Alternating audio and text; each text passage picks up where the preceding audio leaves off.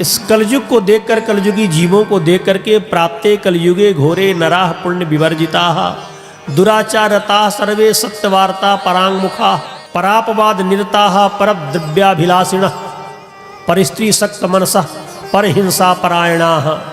ऋषियों ने कहा कि हे गुरुदेव, घोर कलयुग आने पर मनुष्य पुण्य कर्म से दूर रहेंगे, दुराचार में फंस जाएंगे, परिस्त्रीगामी हो जाएंगे,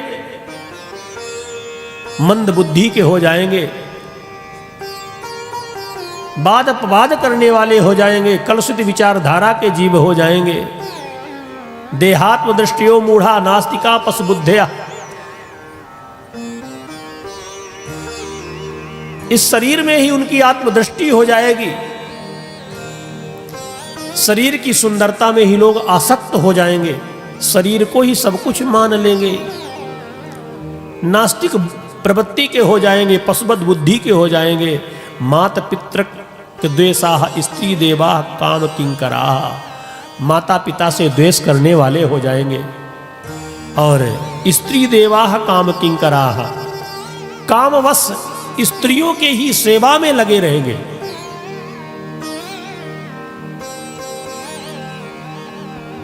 विप्रालोभ ग्रहग्रस्ता वेद विक्रय जीविना। जो विप्र वर्ग के लोग होंगे वह लोभ रूपी ग्रह से ग्रसित हो जाएंगे।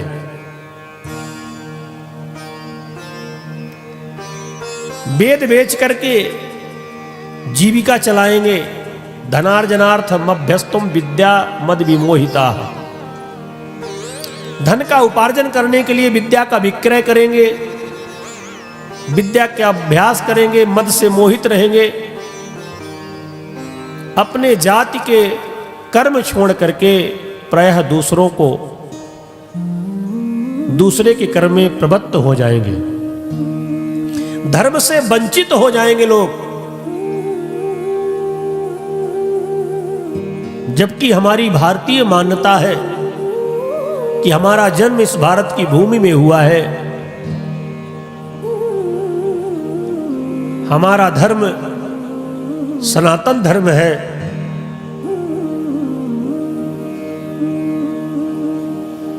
और हमारा सनातन धर्म इतना उदार है, वसुधैव कुटुंबकम की भावना रखने वाला हमारा सनातन धर्म इतना उदार है कि विश्व का कल्याण हो। हम विश्व के कल्याण की कामना करते हैं, ना कि स्वयं अपने बस कल्याण की कामना करते हैं। इतना उदार हमारा ये सनातन धर्म है। पर कलयुग में लोग धर्म को व्यापार बना लेंगे, वेद को व्यापार बना लेंगे। स्वधर्मे निधर्म श्रेयः पर धर्मो भयावह। प्यारे बंधुओं, अपने धर्म में मर जाना श्रेष्ठ है, पर दूसरे के धर्म को नहीं अपनाना चाहिए। श्रेयांश विगुणो धर्म पर धर्मा सुनुष्ठिता। भले दूसरे का धर्म 100 गुना बहुत ज्यादा अधिक हो, श्रेष्ठ हो, पर हमारे लिए हमारा धर्म ही श्रेष्ठ है, सब कुछ है। हम उस देश के वासी हैं जहां भारत माता की जय बोलते हैं लोग, गौ माता की जय, गंगा माता की जय।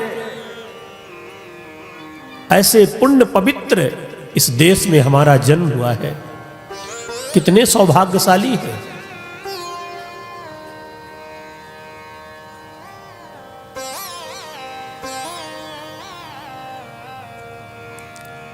सौनकादिक ऋषियों ने कहा, हे गुरुदेव,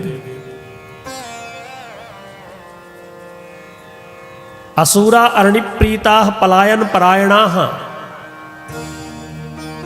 समस्त वर्ग के लोग अपने अपने कर्म से च्युत हो जाएंगे। क्षत्रियों का कर्म है, धर्म है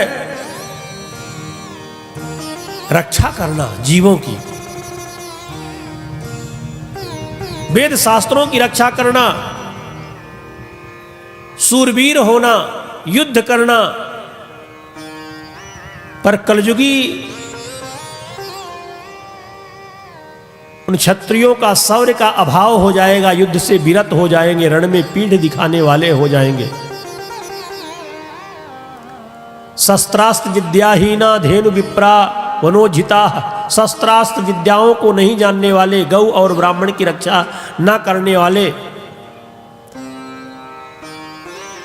कामनी की खोज में ही तत्पर रहेंगे, ऐसे जीवों का कल्याण कैसे होगा। गुरुदेव जुदाती नाम भक्तिहीना कुबुद्धया, ऐसे जीवों का कल्याण कैसे होगा महाराज।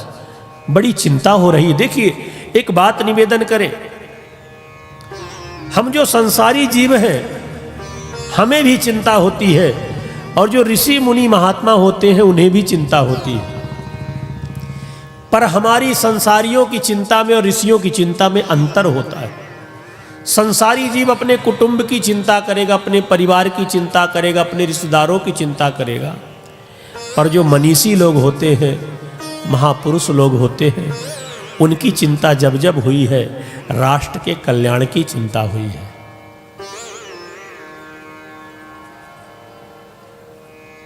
विश्व के कल्याण की चिंता हुई है, और प्रमाण है हमारा जो राष्ट्रीय ग्रंथ रामचरितमानस सब लोग पढ़ते हैं, प्रायः घरों में सबके रामचरितमानस है। रामचरितमानस में भी एक ऐसे महात्मा हैं ब्रह्मर्षि विश्वामित्र जी महाराज, उनको भी चिंता हुई थी, और जब उनको चिंता हुई कि हरिबिन मरहि न निश्चर पापी, भगवान के आए बिना निशाचरों का विनाश नहीं होगा, निशाचरों का वध नहीं होगा, और वह परब्रह्म परमात्मा, वह अजन्मा अविनाशी ब्रह्म महाराज दशरथ के आंगन में अवतरित हुआ है। उसे महाराज दशरथ के आंगन से कैसे निकाला जाए बाहर।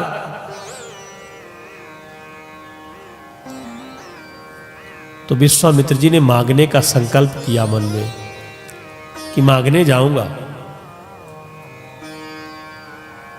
जबकि जानते हैं कि मांगने से जीव की कीमत घट जाती है। कोई भी व्यक्ति भगवान से प्रार्थना करिए, कभी कोई वस्तु कोई चीज मांगना न पड़े।